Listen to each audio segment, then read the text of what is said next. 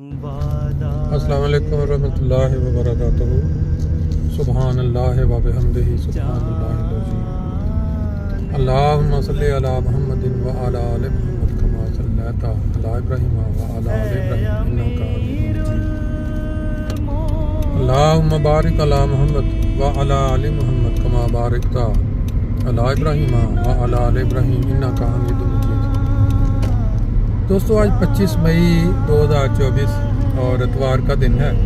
बहुत ही खूबसूरत मौसम, इसको कहते हैं गर्मियों का आगाज़ महसूस करवाने वाला मौसम है, क्योंकि पीछे बादल बारिश जिसकी वजह से वो फीलिंग, तो आज तो धूप निकली है तो लग रहा है कि खूबसूरत दिन है। और खूबसूरत दिन के साथ साथ एक बहुत ही खूबसूरत प्रोग्राम भी अभी फ्रैंकफर्ट में जारी है। जिन दोस्तों के इल्म में नहीं है उनके लिए दुनिया भर में जहाँ जहाँ अहमदी बसते हैं वहाँ वो खिलाफत डे के नाम से एक दिन मनाते हैं। कुरान पाक में अल्लाह ताला ने मोमिनीन से वादा किया है कि वो लोग जो ईमान लाएंगे और अल्लाह ताला के इरशादात पे अमल करेंगे, अल्लाह ताला उनको दुनिया में खलीफा बना देगा, यानी उनको खिलाफत से नवाजेगा। आसमान के तले अगर आज हम गौर करें तो जमात अहमदिया वाहिद जमात है जिनके पास खिलाफत जैसी बरकत मौजूद है। एक हाथ के नीचे पूरी जमात है।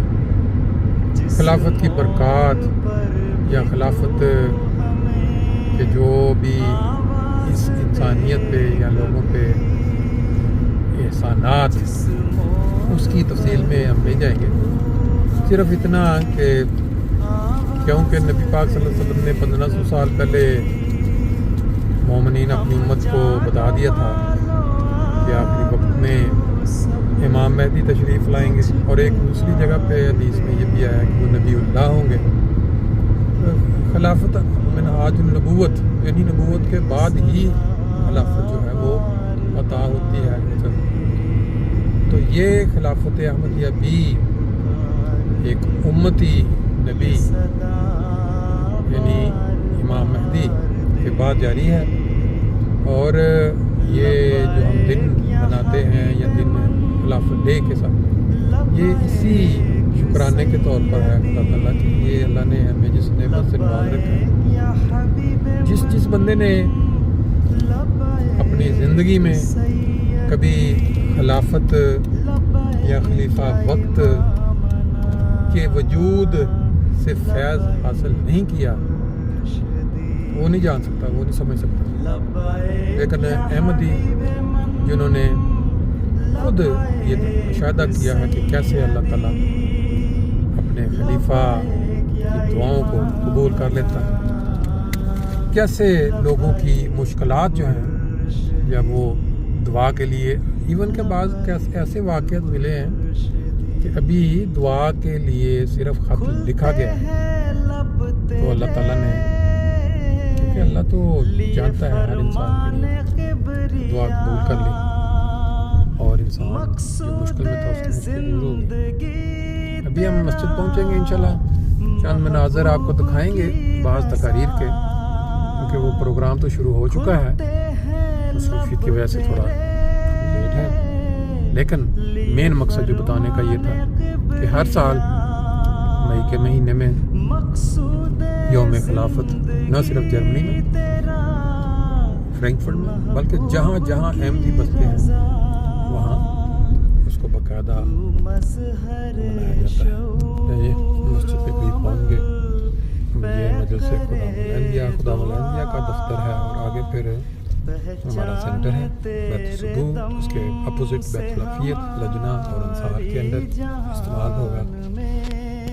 ये इतनी बड़ी दो इमारतें, ये भी खिलाफत की बरक़ात में से एक बरकत है। जिस जगह हुजूर के कदम पड़ते हैं वहाँ इस तरह की मसाजिद, इस तरह के सेंटर मिलने शुरू हो जाते हैं।